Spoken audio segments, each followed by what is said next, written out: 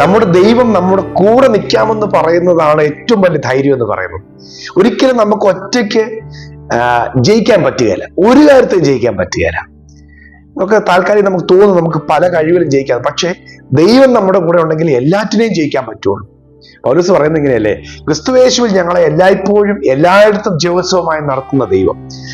യേശുക്രിസ്തുവിലൂടെയാണ് നമുക്ക് പൂർണ്ണ ജയം ഉണ്ടാകുന്നത്. ഇസ്രായേൽ ജനം ഈ വാഗ്ദത്തത്തിലേക്ക് പ്രവേശിക്കുകയാണ്.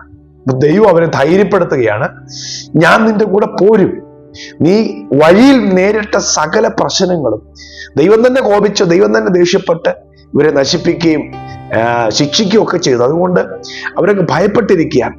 ദൈവവും ദേഷ്യപ്പെട്ടിരിക്കുന്നു, ശത്രുക്കൾ ഞങ്ങൾക്കെതിരെ നിൽക്കുന്നു, പലരും പറഞ്ഞ് ദുർവർത്തമാനം നിങ്ങൾക്കെതിരെ നിൽക്കുന്നു. അപ്പൊ ഞങ്ങൾക്ക് മുന്നോട്ട് പോകാൻ പറ്റുമോ? വാഗ്ദത്തം പ്രാപിക്കാൻ പറ്റുമോ? പരിശുദ്ധാത്മാവ് ഇന്നത്തെ സന്ദേശത്തിൽ നൽകി തരുന്ന ദൂത് ഇതാണ്: യഹോവ നിന്നോട് കൂടെ പോരുന്നു, നിന്റെ കൂടെ ദൈവമുണ്ട്, നീ പേടിക്കേണ്ട. ആവർത്തന പുസ്തകം 31-ാം അധ്യായത്തിന്റെ 8-ാം വാക്യം വായിക്കുന്നു: യഹോവ നിനക്ക് മുമ്പായി നടക്കുന്നു, അവൻ നിന്നോട് കൂടെ ഇരിക്കും. അടുത്തത്, നിന്നെ കൈവിടുകയില്ല, ഉപേക്ഷിക്കുകയില്ല, പേടിക്കരുത്, ഭ്രമിക്കരുത്. ഹല്ലേലൂയ. യഹോവ നിന്നോട് കൂടെ നടക്കുന്നു, നിന്റെ കൂടെ ഇരിക്കുന്നു, നിന്നെ ഒരിക്കലും കൈവിടുകയില്ല, ഉപേക്ഷിക്കുകയില്ല. ഹല്ലേലൂയ. വാഗ്ദത്തങ്ങളിലേക്ക് നമ്മൾ എപ്പോഴും എത്തുമ്പോഴും ഒരു തടസ്സവും കൂടുതൽ ചില പരിശോധനകളും ഒക്കെ കടന്നു വരും. എത്താൻ പറ്റുമോ? മുന്നോട്ട് പോകുമോ? കിട്ടുമോ? ഇല്ലയോ? ഇതൊക്കെ ഇസ്രായേൽ ജനത്തെ കണ്ടാണ് നമ്മൾ പഠിക്കുന്നത്. അതുകൊണ്ടാണ് ഈ വചനങ്ങളെല്ലാം ദൈവം നമുക്ക് തന്നിരിക്കുന്നത്. എന്തിനാണെന്നറിയാമോ ഈ വചനം ഇന്ന് പറയുന്നത് ഇന്നിന്റെ പ്രശ്നങ്ങൾ, നാം നേരിട്ട് കൊണ്ടിരിക്കുന്ന ഇന്ന് നടന്നു പോകുന്ന പ്രശ്നങ്ങളെ ജയിക്കാൻ നമ്മൾ കഴിയുമോ ഇല്ലയോ എന്നുള്ള ഭാരത്തിലിരിക്കുക. ഇപ്പൊ യേശു ശിഷ്യന്മാരുടെ കൂടുതലുണ്ട്, പടകിലാണ്. പക്ഷെ യേശു കൂടെ ഉള്ളപ്പോഴും അവർക്ക് ഭയമാ, ജയിക്കാൻ പറ്റുമോ? കർത്താവ് കൂടെ ഉണ്ട്. നിങ്ങൾ എന്തിനാ അല്പവിശ്വാസികളെ സംശയിച്ചത്? ഞാൻ നിങ്ങളുടെ കൂടെ ഇല്ലേ? അധികാരമുള്ളവരല്ലേ ഞാൻ എന്നാണ് കർത്താവ് പറയുന്നത്.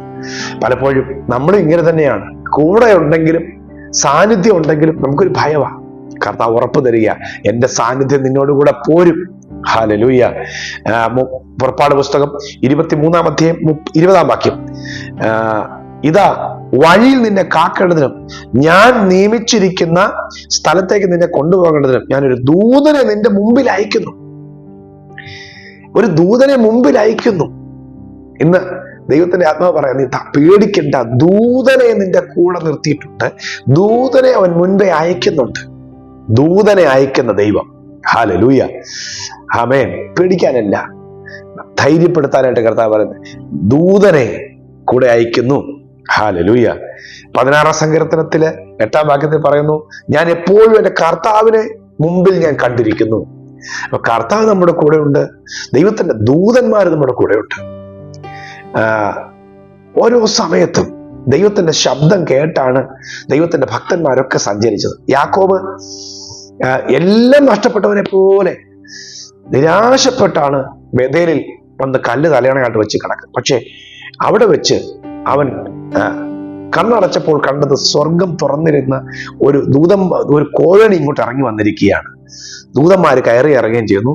യഹോവ അതിന്റെ മുകളിൽ നിൽക്കുന്നു, മുകളിൽ നിന്ന് അവരോട് സംസാരിക്കുന്നു. ഹല്ലേലൂയ. ആരുമില്ല, ഇനി എൻ്റെ കൂടെ നിൽക്കാൻ ആരുമില്ല, ഞാൻ എങ്ങനെ ജയിക്കും, ഞാൻ എങ്ങനെ വാഗ്ദത്തങ്ങൾ പ്രാപിക്കും?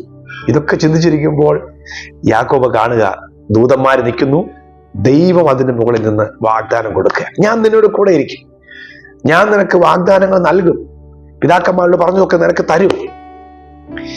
യാക്കോബ് ഉറക്കം ഉണർന്നു കഴിഞ്ഞപ്പോൾ പറഞ്ഞെന്നറിയാമോ? യഹോവ ഇവിടെ ഉണ്ട് സത്യം, ഞാനോ അറിഞ്ഞില്ല. നോക്കിക്കേ, നിങ്ങൾ ഇന്ന് ഒറ്റപ്പെട്ടിരിക്കുന്നു പറയുന്നിടത്തും ദൈവമുണ്ട്. നിങ്ങൾ ഇന്ന് എന്താ പറയുന്നത്, വാഗ്ദത്തം പ്രാപിക്കാൻ ഇനി കഴിയില്ല, ശേഷിയില്ലെന്ന് പറയുന്നിടത്തും ദൈവം നിങ്ങളെ സഹായിക്കാനും ദൂതന്മാരും ഉണ്ട്. അപ്പോസ്തലനായ പൗലോസിന്റെ യാത്രയെക്കുറിച്ച് ഞാൻ എപ്പോഴും പറയാറുണ്ട്. ആ യാത്രയിലുടനീളം ഒരു മനുഷ്യന്റെയും സഹായഹസ്തങ്ങൾ ഇല്ലാതിരിക്കുന്ന ഒറ്റപ്പെട്ട യാത്രകളാണ്. അവിടെ എല്ലാം ചില ഭാഗത്ത് കാണുന്നു, രാത്രിയിൽ ദൈവത്തിന്റെ ദൂതൻ അവനോട് സംസാരിച്ചു, മറ്റൊരു ഭാഗത്ത് കർത്താവ് അവനോട് സംസാരിച്ചു. ആമേ. കർത്താവ് സംസാരിക്കും, ദൂതൻ സംസാരിക്കും. ആമേ. അവ ആരുമില്ല, ജയിക്കാൻ പറ്റുന്നതല്ല, ദൈവം ഏൽപ്പിച്ച കാര്യം എത്തിക്കാൻ പറ്റുമോ, വാഗ്ദത്തത്തിലേക്ക് കയറാൻ പറ്റുമോ, ഇങ്ങനെയൊക്കെ ഒത്തിരി കാര്യമുണ്ട്. പക്ഷേ കർത്താവ് പറയുന്നു, നീ ജയിക്കും, നിനക്ക് മുന്നോട്ട് പോകാൻ കഴിയും. ആമേൻ. ദൂതനെ ഞാൻ അയക്കും. ഹല്ലേലൂയ. യെശയ്യാ പ്രവാചകന്റെ പുസ്തകം 45 അധ്യായത്തിന്റെ 2-ാം വാക്യത്തിൽ എഴുതിയിരിക്കുന്നത് കോരശിനോട് പറയുകയാണ്, ഞാൻ നിനക്ക് മുമ്പായി ചെന്ന് ദുർഘടങ്ങളെ നിരപ്പാക്കുകയും താമ്രവാതിലുകളെ തകർത്ത് ഇരുമ്പോടാമ്പലുകളെ ഖണ്ഡിച്ചു കളയുകയും ചെയ്യും. ഇതാ കർത്താവ് ചെയ്യാൻ പോകുന്നത്. നമുക്ക് മുൻപായി ചെന്ന് ദുർഘടങ്ങളെ നിരപ്പാക്കും, ഇരുമ്പോടാമ്പലുകളെ ഖണ്ഡിക്കും, താമ്ര കഥകളെ തകർക്കും. അപ്പൊ ഇനി ഒരിക്കലും ഇതിനകത്ത് കയറാൻ പറ്റിയായിരുന്നു ശത്രു കെട്ടി വെച്ചിരുന്നെല്ലാം ദൈവം തകർക്കാൻ പോവാ. ദൈവം തകർക്കും തന്നെ പറയും. ഹല്ലേലൂയ. ഒരു വാക്യം കൂടെ ഞാൻ വായിക്കാം. അത് യേശു പറഞ്ഞതാണ്, യേശു പറഞ്ഞിരിക്കുന്നതാണ്. യോഹന്നാന്റെ സുവിശേഷം 10-ാം അധ്യായം 4-ാം വാക്യം. തനിക്കുള്ളവയൊക്കെയും പുറത്തു കൊണ്ടുപോയ ശേഷം അവൻ അവയ്ക്ക് മുമ്പായി നടക്കുന്നു. ആടുകൾ അവന്റെ ശബ്ദം കേട്ടവനെ അനുഗമിക്കുന്നു. ഞാൻ അവയ്ക്ക് മുമ്പായി നടക്കുകയും അവൻ എന്നെ അനുഗമിക്കുകയും ചെയ്യും. നോക്കിയേ, കർത്താവ് പറയാണ്, യേശു പറയാണ്, ഞാൻ നല്ല ഇടയനാ, തനിക്കുള്ളവയൊക്കെയും പുറത്തു കൊണ്ടുപോയ ശേഷം ഇടയൻ നമുക്ക് മുമ്പായി നടക്കും. നമുക്ക് മുമ്പായി നമ്മുടെ കർത്താവ് നടക്കുന്നുണ്ട്. ഹല്ലേലൂയ.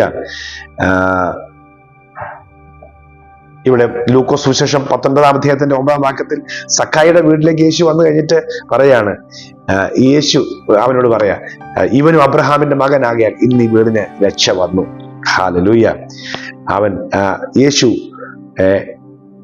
യേശു വീട്ടിൽ വരുമ്പോൾ അത് രക്ഷയായി തീരും. അവൻ വരുമ്പോൾ സകല പ്രതിസന്ധികളും മാറും. കർത്താവ് കൂടെ നിൽക്കും. ഹല്ലേലൂയ. ഇവനും അബ്രഹാമിന്റെ മകനാകിയാൽ ഇന്ന് ഈ വീടിന് രക്ഷ വന്നു. ആമേൻ. കർത്താവ് വന്നു കഴിഞ്ഞാൽ ഒരു വീട്ടിലേക്ക് വാതിൽ തുറക്കുക, അനുഗ്രഹത്തിന്റെ വാതിൽ തുറക്കുക. ഹല്ലേലൂയ. കർത്താവ് വരത്തില്ല, എന്റെ കൂടെ കാണുകയല്ല, യേശു ഈ വീട്ടിൽ എത്തത്തില്ലെന്നാണ് സക്കായി ചിന്തിച്ചത്. പക്ഷേ അവന്റെ വീട്ടിൽ യേശു ചെന്നു. നിങ്ങളുടെ വീട്ടിൽ യേശു വരും. ഹല്ലേലൂയ. നിങ്ങളുടെ കൂടെ നടക്കും, നിങ്ങളുടെ കൂടെ താമസിക്കും. ഹല്ലേലൂയ. അവൻ നമ്മുടെ കൂടെ ഉണ്ട്. അതുകൊണ്ട് കർത്താവ് പറയാണ്, നീ ധൈര്യപ്പെട്, നീ ഭയപ്പെടണ്ട, ഞാൻ നിനക്ക് മുമ്പായി നടക്കുന്നു. ഞാനുണ്ട്, എന്റെ ദൂതനെ ഞാൻ സമയത്ത് നിനക്ക് വേണ്ടി അയക്കുന്നുണ്ട്. ഹല്ലേലൂയ. യാക്കോബ് കണ്ടതുപോലെ യഹോവ ഇവിടെ ഉണ്ട്. സത്യം, ഞാനും അറിഞ്ഞില്ല, നമ്മൾ പലതും അറിയുന്നില്ല, പക്ഷെ ദൈവം കൂടെ ഉണ്ട് കേട്ടോ. ധൈര്യമായിട്ട് മുൻപോട്ട് പോവുക. ഹല്ലേലൂയ. നമ്മുടെ ഭവനത്തിൽ ഒരു ശക്തികളും അവകാശം പറയാൻ ദൈവം ഇടയാക്കുകയില്ല. കർത്താവ് നമ്മുടെ കൂടെ ഉണ്ട്. ഞാൻ പ്രാർത്ഥിക്കാം നിങ്ങൾക്ക് വേണ്ടി. പ്രിയ കർത്താവേ, ഞങ്ങളുടെ ദൈവം ഞങ്ങളുടെ കൂടെ ഉണ്ട്, ഒരിക്കലും കൈവിടുകയില്ല, ഉപേക്ഷിക്കുകയില്ല എന്ന് അവിടെ പറഞ്ഞല്ലോ. ഈ വചനം കേൾക്കുന്ന മക്കളെ ഒരിക്കലും കൈവിടരുത്, ഉപേക്ഷിക്കരുത്. നീ അവിടുന്ന് കൂടെ ഇരിക്കണം. യാക്കോബിനോട് കൂടെ ഇരുന്ന ദൈവം, പൗലോസിനോട് കൂടെ ഇരുന്ന ദൈവം, പത്രോസിനെ കാരാഗൃഹത്തെ വിടുവിക്കുവാൻ ദൂതനെ അയച്ച ദൈവം, മക്കൾക്ക് വേണ്ടി കൂടെ ഇരുന്ന് ഇസ്രായേലിന് വാഗ്ദത്തം പ്രാപിപ്പാൻ മോശയെ ധൈര്യപ്പെടുത്തി, ഇസ്രായേലിനെ ധൈര്യപ്പെടുത്തി അയച്ചതുപോലെ നിന്റെ മക്കൾക്ക് നന്മ പ്രാപിക്കട്ടെ, വിടുതൽ പ്രാപിക്കട്ടെ, വാഗ്ദത്തങ്ങൾ അവകാശമാക്കട്ടെ. യേശുവിന്റെ നാമത്തിൽ മക്കളെ അനുഗ്രഹിച്ച് പ്രാർത്ഥിക്കുന്നു. യേശുവിൻ നാമത്തിൽ. ആമേൻ. ആമേൻ. കർത്താവ് നിങ്ങളെ അനുഗ്രഹിക്കട്ടെ. ഈ സന്ദേശം നിങ്ങൾക്ക് അനുഗ്രഹമായെങ്കിൽ ഷെയർ ചെയ്യുക. God bless you. Have A victorious day.